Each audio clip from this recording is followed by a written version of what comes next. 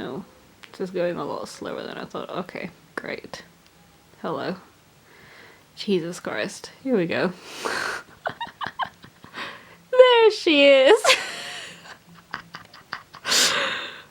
That was definitely the dumbest intro I've ever done in the 6 years of my channel.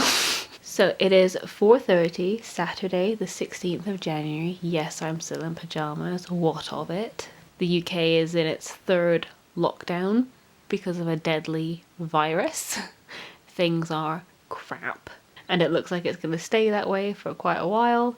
Everyone's sad. So I thought, why not make myself sadder and do a reading vlog for a little life? This is such a bad idea, by Hanya Yanagihara. Now, this has been on my TBR for years, and I'm sure it has for a lot of other people. It's one of those books that's like so intimidating because every time someone does a reading vlog, they end up sobbing. Everyone's like, oh my god, this book is so harrowing. And it is. I've heard trigger warnings for like, you know, rape and assault and violence and just really not nice stuff. So this book is a lot, and you know, for that reason, it's intimidating. Also because it's like 800 pages long. And it's been on my TBR for years because like, you don't want to read a book like this when you're happy. It's going to bring you down. But then why read it when you're sad? It'll make you feel worse. So I just never, ever, ever, ever picked it up. And I was like, do you know what? It's January. It is so bleak outside. And we're in a lockdown. If I'm not going to read it now, when am I going to read it? Do you know what I mean? I've got the time. I've got the space. Things are already shit, so might as well, you know? But I'm worried that this video is getting off to a bad start because I pulled this off of my TBR pile and put it next to my bed, and I read like the first 5 pages, and nothing particularly exciting happens, you know, in the first 5 pages. There's just people looking around a flat. And I just haven't picked it up since, and I'm scared because for the first few weeks of January I was doing really well. By like January 10th I'd already read 3 books and I was actually on track on Goodreads for like the first time in centuries, and I was like, oh my god, new year, new me.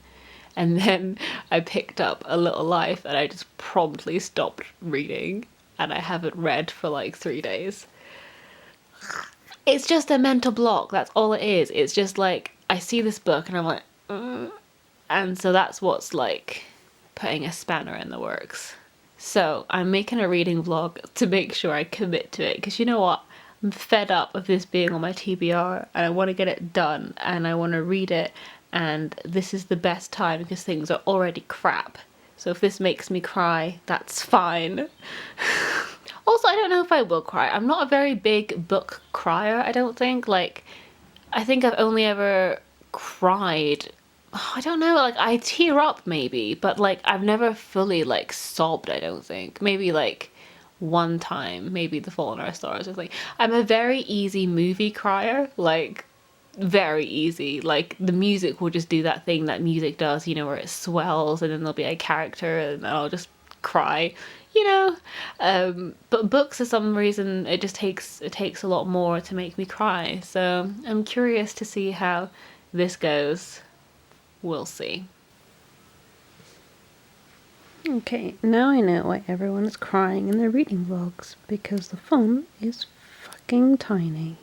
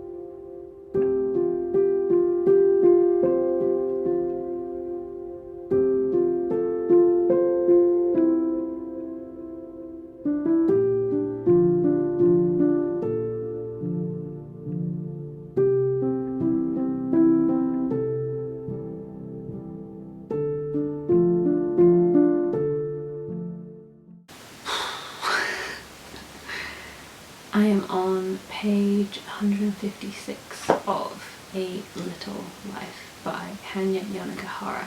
The book is split up into 7 sections. I'm on section 2, which is called The Postman, and I'm on chapter 2, of section 2 just at the beginning. There have been no tears yet, but it's can feel it building up to something. So despite all the hype that this book has got, I actually knew not very much about the content of it. Obviously I knew that it was harrowing and triggering, and there was some trigger warnings for sexual assault and violence and, you know, very hard topics to read about, but I didn't actually know what format the novel would take. So at the beginning of the novel we meet 4 friends, Jude, Malcolm, JB and Willem, and they're all in New York, and they've met, I think, through university or college. They've met through various like academic structures, and obviously they all become friends, and Jude is the one friend who is kind of the main focus of the book, and he has a very secretive past. He kind of skirts around the topic when his friends ask him where he's from, what his parents were like, what did he grow up like, you know, what was his teenhood, childhood like. All of those early bonding moments where you kind of share embarrassing moments or stories from your life. Jude never really partook in any of those, and it kind of gets to a point where his friends sort of maybe guess at what might have happened to Jude, but it's never really been confirmed. And Jude is disabled. He has really awful chronic pain in his legs as a result of a car accident, and no one quite knows the context of this car accident. And where I'm at in the novel, you're just starting to get snippets into the past of the aftermath of this accident and Jude's origins. And obviously this is probably the part where it gets difficult to read. There is a comment on the inside, you know, when they have like critics' comments in like the book, that compares it to Donna Tartt, and I definitely see that comparison. It's obviously a very big book. Donna Tartt is known for writing very big books, but also in the way that it's written, it's about people that are complicated and people that are flawed, and the writing style itself can be, I wouldn't say cold, I think that's quite a harsh way of describing it. It is very honest and kind of matter of fact, and you spend a lot of time internally with the characters despite you not really knowing a lot about them. So you're kind of held at a distance, especially with Jude, but there's kind of a promise that you will get to know them better soon. I mean, obviously it's a very long book, so we're just at the beginning, you know, we're 150 pages in, but we're still just kind of scraping the surface on who these people are. So yeah, it's definitely not a book for those people that are like, where's the plot? Because not a lot has happened. I mean, the first section was just our introduction to the 4 characters, how they met, what they're like, where they work. Jude is clerking at a lawyer's office at the beginning, I believe. Willem wants to be an actor, JB wants to be an artist, and Malcolm is doing something. And then this second section, the postman, digs a little bit more into Jude's personality and the way that he skirts around certain topics, and how his friends have dealt with Jude's episodes of chronic pain in his legs. And so through those vignettes you find out more about who they are as people, and I'm sure that will go on throughout the book. I know this book follows them throughout years as they grow older, so I am looking forward to see them interacting a little bit more. It's hard to say I'm enjoying it, but I'm definitely interested and compelled.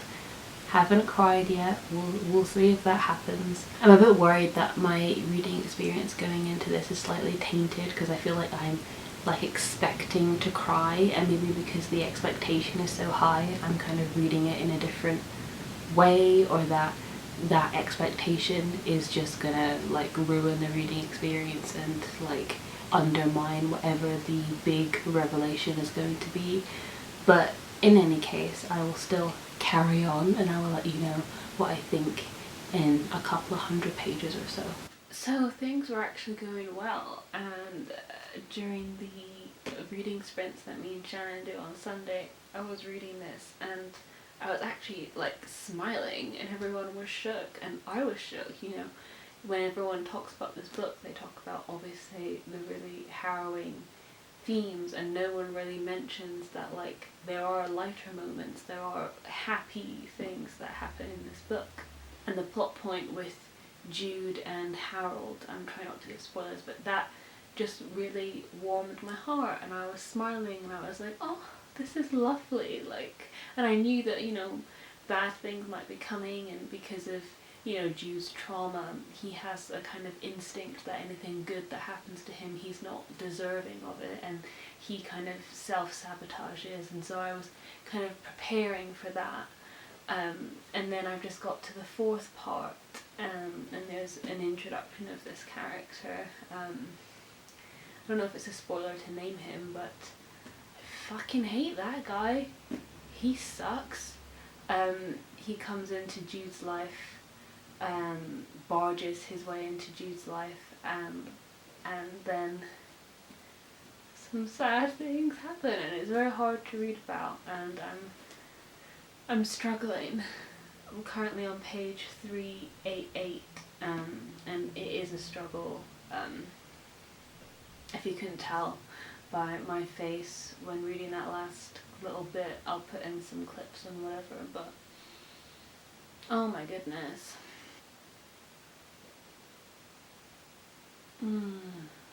I'm thinking back to certain reviews that I'd seen previously before obviously I'd started reading it, and people saying that you know, that it was torture porn and that it just wasn't realistic, that like all of these bad things would happen to one person. And I don't see that at all. I mean, it's very clear from the beginning of the book that Jude is carrying a lot of trauma from his childhood, like physical and emotional and sexual abuse from his childhood. That is very clear.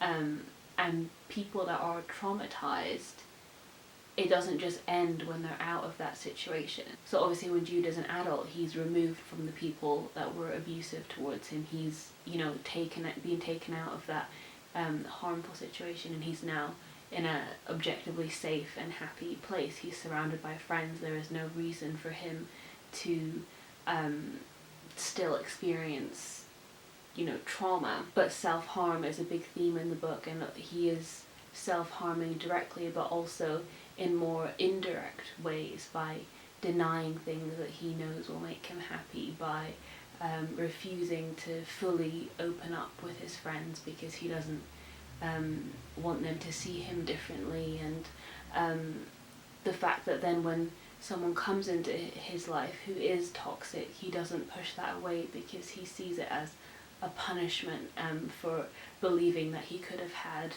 something good. And it's just heartbreaking. And for people saying that that's not realistic, I think it is, because as soon as, you know, you've been taken out of a traumatic situation, it doesn't mean that that trauma just ends. Like, the mental toll is so significant, and that's obviously, I think, what this book is about. It's about the way that trauma infiltrates every single aspect of your life and doesn't allow you to enjoy the good things fully. Having said all that, it's like an enjoyable book. I find the characters really compelling. I find them very real, and the writing style is, I don't want to say beautiful because I don't want to like romanticize pain and trauma, but it's very well written. It's very sharp. I felt myself, I mean, if you couldn't tell from the clips, like, when violence is being described on the page, I feel myself, like, I actually physically recoil, like, or wince, because I can feel it and I can see it in my head, and if that's not good writing, I don't know what is. So the next section is definitely going to be tough to read. I'm, like I said, at page 338, so I'm just, nearly halfway. I think 360 is the halfway mark, so I'm like 20 pages from the halfway point, but it's a lot.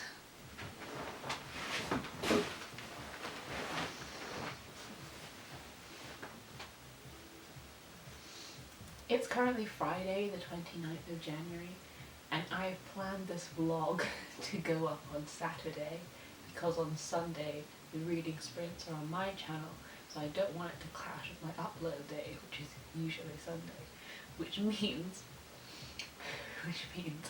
that if this vlog is going to go up tomorrow, I need to have read, maths, I need to read about 230 pages today, and then edit the vlog, and then put it up. So If you're watching the vlog on Saturday, I guess I did it. And if you're not, I guess I did not. Wish me luck.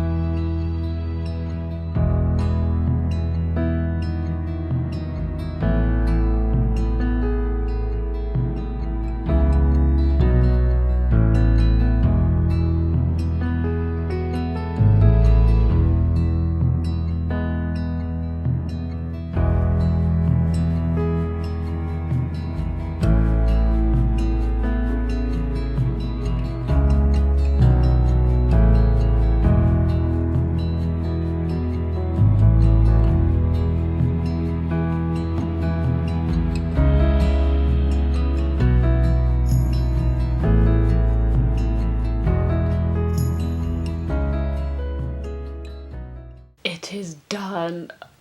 It's done. Oh goodness. So I'm out of the bath. I finished A Little Life. It's Saturday, by the way. I said this video was going to go up on Saturday. It didn't, because last night I was sleepy and tired and I could have pushed through and finished the book, but I was like, no, no, no. This book deserves better than me tired in a haze, like not really taking it in. So I was like, no.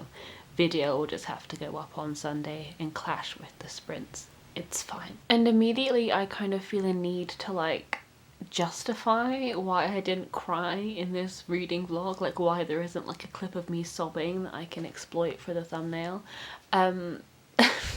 Which is stupid, because obviously just because I didn't expel liquid from my face doesn't mean that I didn't love this book, because I did love this book. And I think the reason that I typically don't tend to cry at books is because I'm quite a fast reader. So once the kind of harrowing thing has happened, I read so quickly that I like don't let myself process it, and then once I've put the book down, I then process it, which is kind of what happened the other night.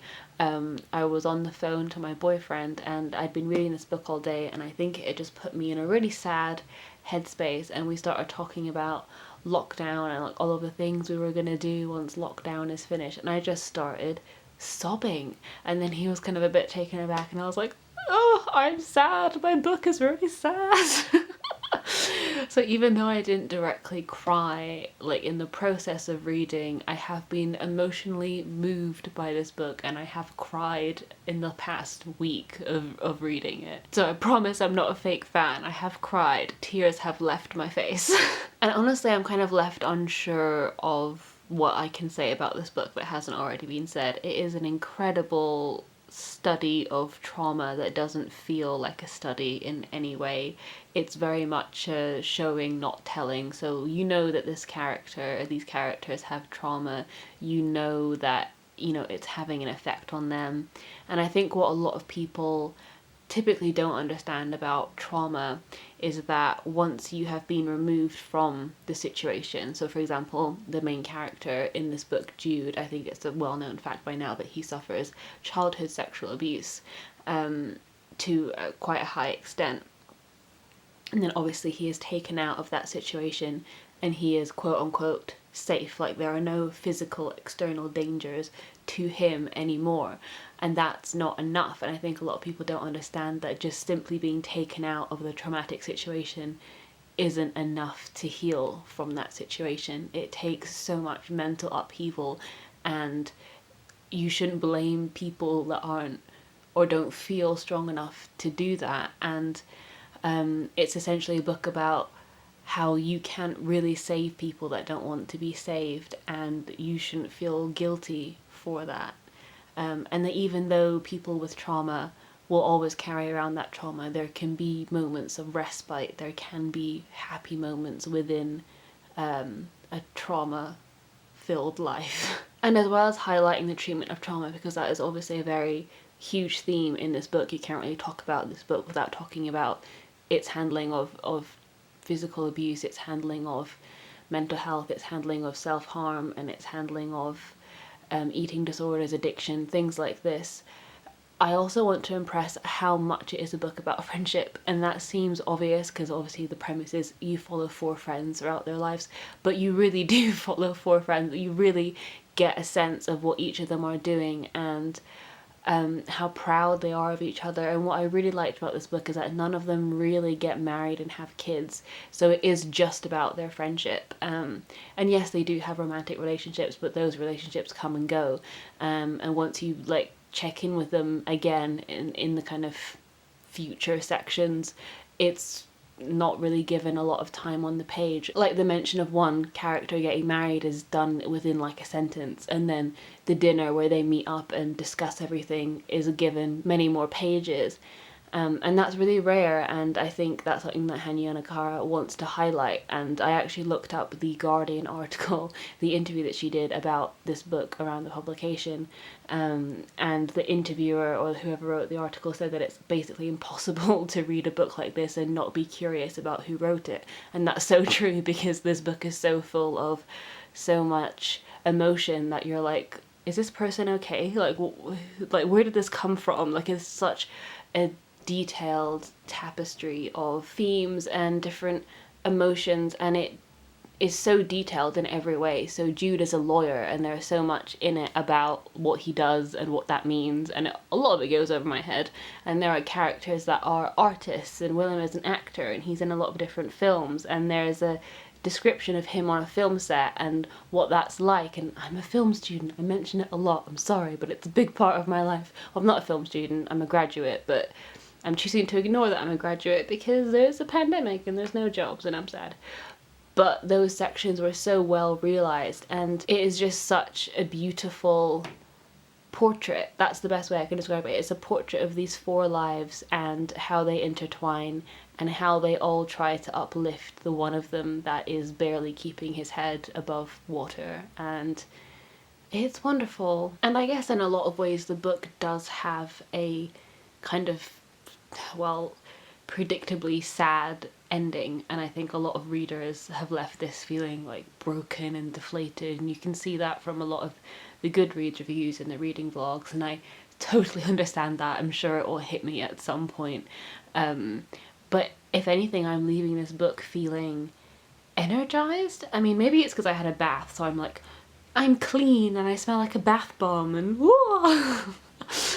But so much of this book is about the life and the pursuits of artists, and how much friendships are important, and those are things that are really important to me. Like 3 of my closest friends I've known for over a decade, so that theme of friendship and keeping your friends throughout your life, regardless of, you know, romantic partners, not prioritizing getting married and having kids over your long-lasting friendships. That means a lot to me, and also as someone looking to do a creative career, the intricacies and all of their journeys through creativity was so wonderful to read about. And obviously Yanagihara's writing is so honest and beautiful and raw and just open. Like, there's no sense of holding back, and it articulates feelings that you didn't even know that you could articulate. So if anything, I'm leaving this feeling energized and wanting to create something that will leave someone breathless, that will give voice to an experience that people didn't know you could give a voice to. Like, to be in the presence of such a huge work, like reading this, you just know that it was such a huge undertaking. And I think throughout reading this, I just had such a huge sense of gratitude that not only did she have this amazing idea and start to write it and weave it together, but that she actually finished it and published it and fought against her editor and people that said that, you know, you should leave this out and this is too brutal, like it should be this way and that it should be that way. Like, I just have such a sense of gratitude that this exists, and that kind of has overpowered any like sadness and heartbreak that I feel at the moment. But the heartbreak might hit me later on, maybe. And if you've read this, I actually really recommend looking up the images. So Hanya Nagahara, in that Guardian profile that I talked about, she talked about how this idea had been percolating in her head for years, and that she had a Pinterest board. Iconic queen, we love a Pinterest board. She had a Pinterest board of images that kind of reminded her of the tone that she wanted to strike when she was writing this novel. And so much of the book is also about art and visuals. So one of the friends in this book, JB, he's an artist, and throughout their lives he paints his friends and he draws inspiration from their time together.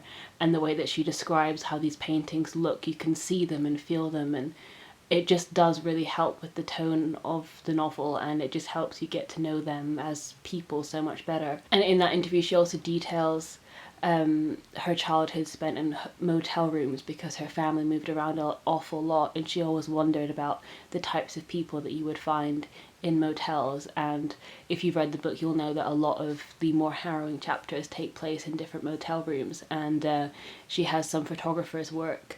I'll put the name on the screen because I can't remember exactly who it was, but she has a photographer's work that she has cited, and the photo of the motel is just so empty and melancholy, and oof, like I want access to the full Pinterest board because it was just so evocative and it made me so much more excited to see this on the screen. I know that the rights have been optioned, but I don't know if it's actually coming to the screen anytime soon because these things fall through all the time. And the last thing I want to highlight, like the very last thing, because I'm very aware that this is getting quite long now, but one of the images that Yanagihara cites as an inspiration point is a photograph from this photographer Ryan something. I could just look him up, my phone is right there, but I'm gonna keep going. And she said a lot of his photographs are about kind of this druggy haze of being young and the euphoria of being young, and she took inspiration from those because that's so much of what Jude couldn't experience because of his physical disabilities.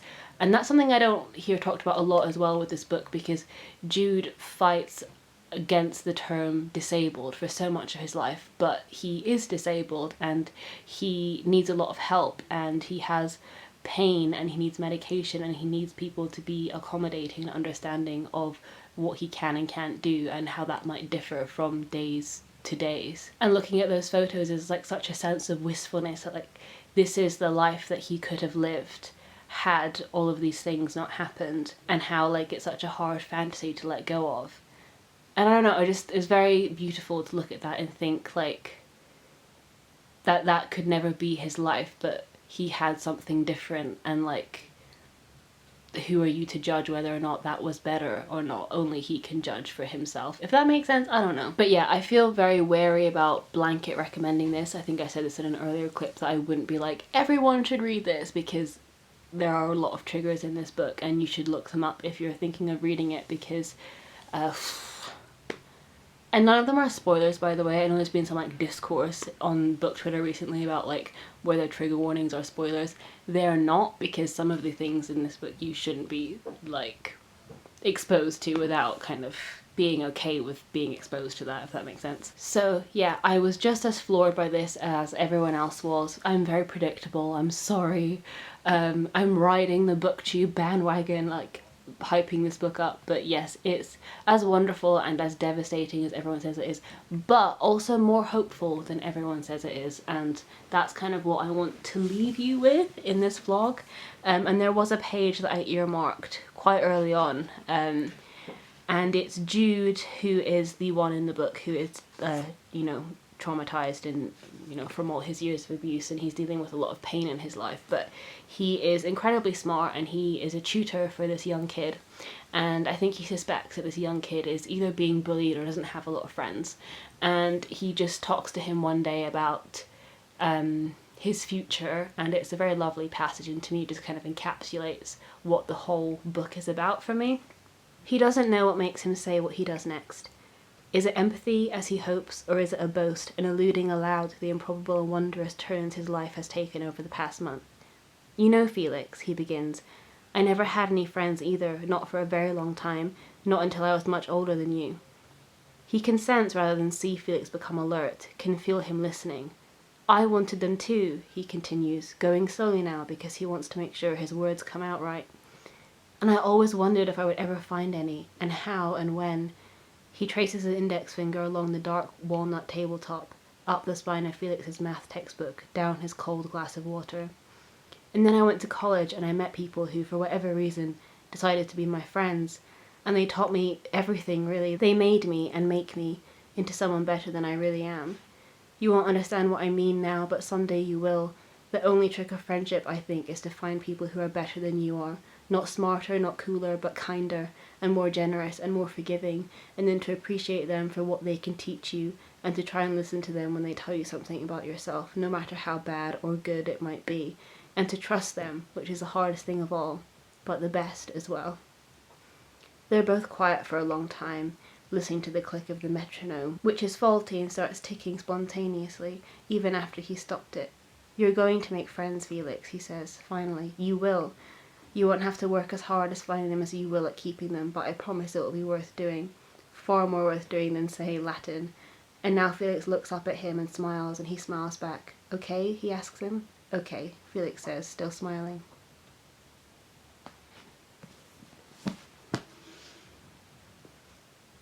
Ooh. So yeah, thank you for joining me for this epic undertaking. I feel like I read A Little Life in the most depressing month of the year, January, in the most depressing situation, hopefully, of my life, lockdown. So I'm like, if I did that, I can do anything. Like, I'm stupidly proud, but I'm more proud of Hanya Yanagihara for creating and birthing this book into the world, because it was no small feat, and like, it is an incredible achievement to write a book that after someone has read it they feel like they've achieved something, because it's such a huge epic undertaking. And oof, I can't imagine the countless hours it must have taken to like bring this into the world. And if you ever feel ready for it one day, look up the triggers and have a great time, because it is a wonderful book. Thank you so much for staying with me for this reading vlog, and I will see you very soon with another video soon. Bye.